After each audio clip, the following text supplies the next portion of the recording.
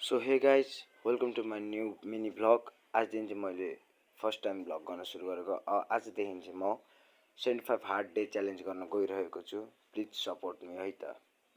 सुरुमा चाहिँ म उठ्ने बित्तिकै ब्रस गर्छु, अनि त्यसपछि फेस वासले मिची मुख धुनतर्फ लाग्छु। मुख धुनै आउँदैन मलाई, त्यही पनि हल्का हात चलाइदिएर मुख धुएर पनि रेडी हुन्छु। अब चाहिँ म रनिङ जान लागेको हो, अनि त्यसपछि म भेस्ट लाएर ठक्क रेडी भएर बस्छु। अनि ठ्याक्क एयरपोर्ट पनि बोकेको हुन्छु, कानमा लाउँदै सुन्छु।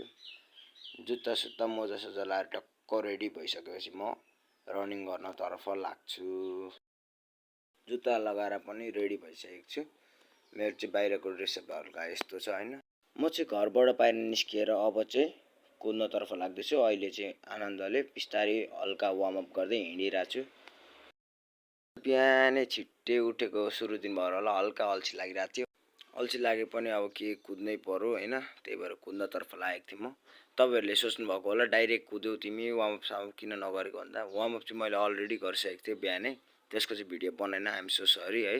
आज चाहिँ डे 1 भएर होला कस्तो हल्का कुद्ने बित्तिकै पसिना आएर अनुहारैभरि उयो भयो, त्यही भएर हल्का थोरै मात्र कुदेँ।